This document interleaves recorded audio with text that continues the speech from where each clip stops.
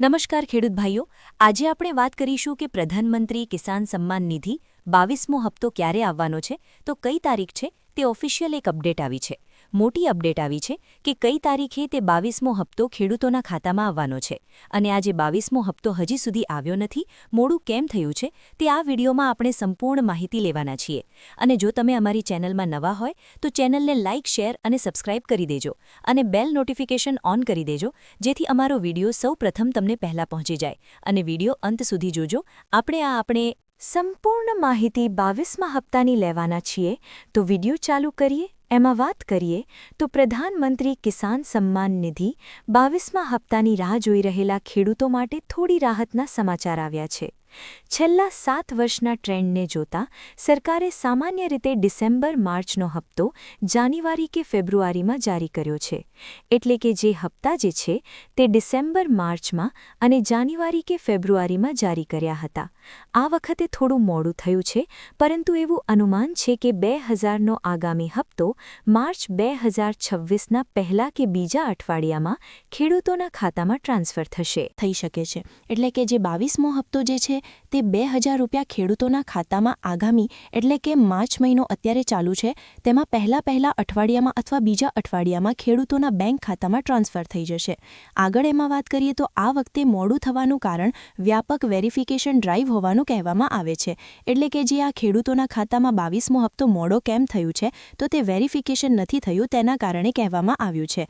સરકાર લાભાર્થીઓને સ્વચ્છ અને પારદર્શક લિસ્ટ સુનિશ્ચિત કરવા માટે મોટા પાયે તપાસ કરી રહી છે, જેમાં માત્ર 21મા હપ્તા દરમિયાન લિસ્ટમાંથી આશરે 70 લાખ નામો દૂર કરવામાં આવ્યા હતા. એટલે કે જ્યાં 21મો હપ્તો દરમિયાનમાં જે લિસ્ટમાં જે ખેડૂતોના ઈ-કેવાયસી પૂર્ણ નથી થયેલું અને એવા 70 લાખ ખેડૂતોના નામ દૂર કરવામાં આવ્યા હતા, જેમને ખોટી રીતે લાભ મેળવ્યા હતા, આવકવેરા ચૂકવનાર હોવા છતાં રજિસ્ટ્રેશન કરાવ્યું હતું અથવા જેમના ડોક્યુમેન્ટ અધૂરા હતા તેમ દૂર કરવામાં આવ્યા હતા. એટલે કે જે આજે આ 70 લાખ જે નામ દૂર કરવામાં આવ્યા હતા, કોઈ આવકવેરા જે તે ભરેલા જે સરકારી કર્મચારી છે તો તેને જે ખોટી રીતે રજિસ્ટર કરાવ્યું હતું અને જેમના ડોક્યુમેન્ટ અધૂરા હતા ખેડૂતોના, તેને દૂર કરવામાં આવ્યા હતા.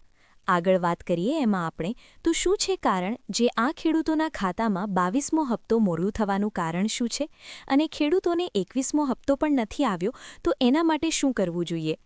આ યોજનામાંથી કાઢી નાખવામાં મુખ્ય કારણો ઈ-કેવાયસી ન કરેલું હોવું જોઈએ.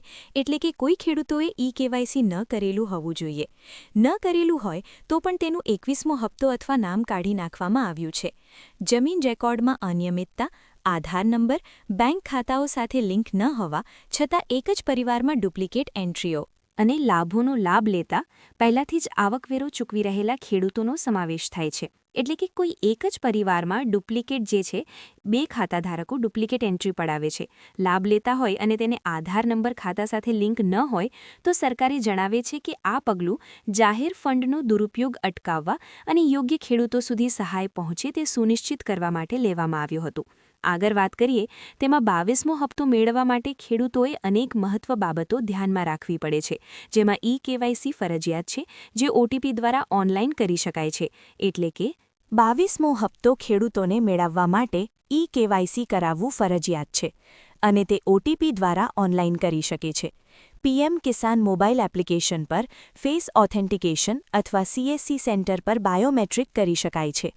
એટલે કે તમે જે 22મો હપ્તો મેળવવા માટે તે મહત્વનું જે છે ઈ-કેવાયસી તો તમે પીએમ કિસાન મોબાઈલ એપ્લિકેશન પર જઈ અને તમારું ફેસ દ્વારા ઓથેન્ટિકેશન તમે કરી શકો છો અથવા તમારા નજીકના સીએસસી સેન્ટર પર જઈ અને બાયોમેટ્રિક પણ કરી શકો છો.